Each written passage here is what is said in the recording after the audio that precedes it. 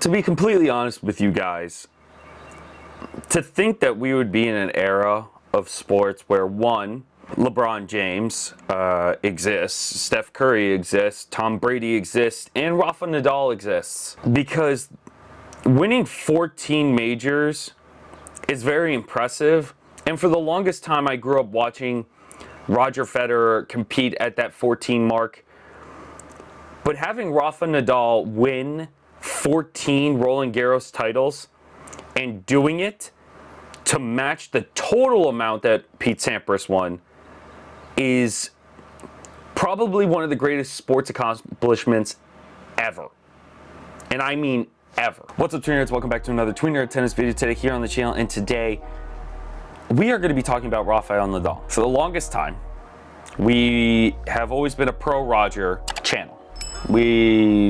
I've always been an avid Roger fan, but the fact that I rooted for Rafael Nadal should tell you how big of a deal this is.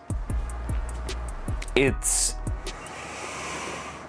astonishing to think that we have someone in the game today that has won the same amount of French Open titles as one has done in their entire career for Grand Slams, like Pete Sampras, like Bjorn Borg, like John McEnroe, like Rod Laver, like Andre Agassi. The list goes on and on, but the fact that he's won more majors, or a single major, more than people have done in their entire career is just unbelievable. If we look at his run this year, there was a lot of questions coming out of his camp of whether or not he was going to be able to compete, especially after the stress fracture in his rib, after the constant foot injury, which seems to be an ongoing discussion. We'll get to that later.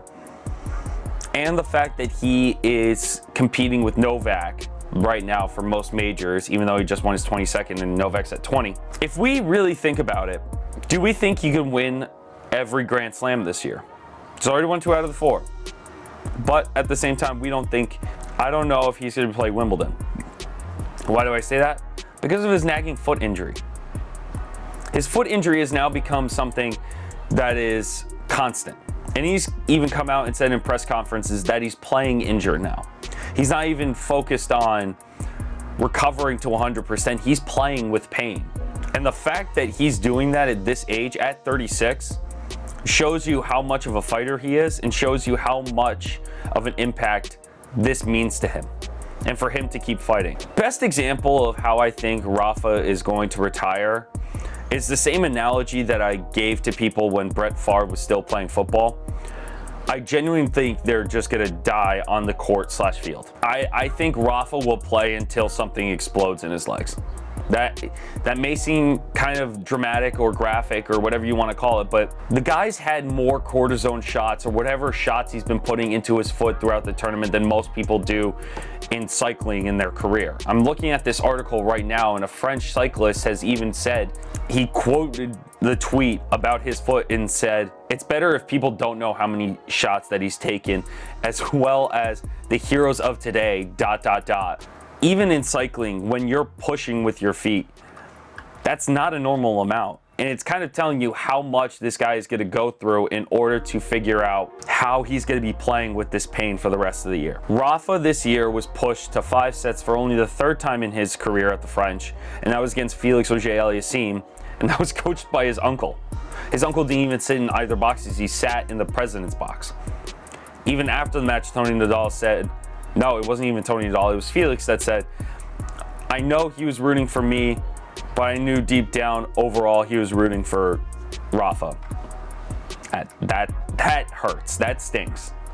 But it shows you the kind of loyalty that people are towards him, even from a family perspective, and it's guaranteed, but that's shocking to see how much of a dedication Rafa has, as well as his camp. Because even now, with all the rumors of whether or not he's going to retire if he won this tournament, which I don't think he is. He has said that he's going to keep fighting, which is great. There have been a lot more rumors, I think, this past year about his retirement than any other year that we've seen. Even when he had more injuries, when he had his knee problems, this has been the biggest year of concern for Rafa, even though he's still winning. It's a very ironic statement if you think about it, but at the same time, it makes sense that now getting up there in age at 36 years old and pushing yourself, how fast can he recover? How fast can he get back to go onto a different surface like grass? Can he still play Wimbledon this year? We don't know. Will he focus on hard court season where he's going to try to win the US Open? Because he beat Novak pretty handily, and honestly, if Zverev didn't tear his foot,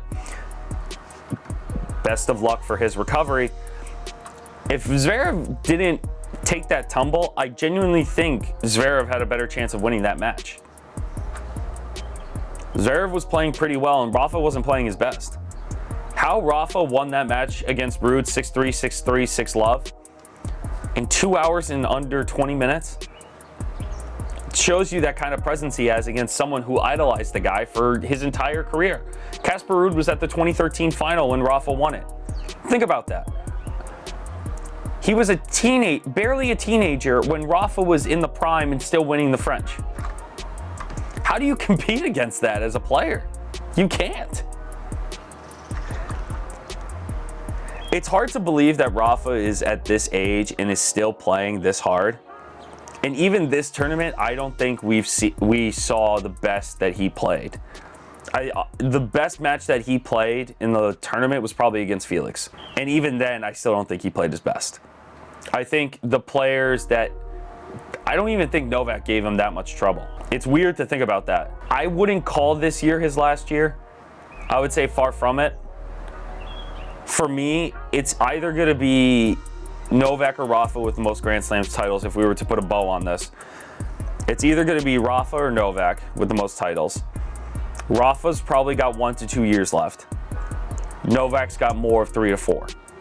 So if Novak can start winning, or if he can win 1 or 2 majors this year, if he can win Wimbledon and US Open and split it with Rafa, I genuinely don't know. But let me know what you guys think down in the comments below. Let me know what you think of this whole situation with Rafa. He is the GOAT right now. It's hard for me to say that, but he is the GOAT right now. I don't think there's any debate on it with the number of Grand Slams he has. I think with his injury, this is going to make him have a different outlook on his career. And I don't know how this is going to go for him. I think it's going to be a year or two. I think 2 is going to be a push. If this foot injury this year, if by the end of this year and he's still in this much pain, I think he has to really start considering next year being his last year. Let me know what you guys think down in the comments below. What do you think of the tournament? What do you think how he did? Let me know what you think of the injury. Would love to hear you guys' opinion. Make sure to hit that subscribe button. We're trying to get to 3,000 subscribers by the end of this summer. And I hope to see you guys in the next one. Thank you guys so much for watching. I really appreciate it. Thank you so much for watching. Thanks, guys.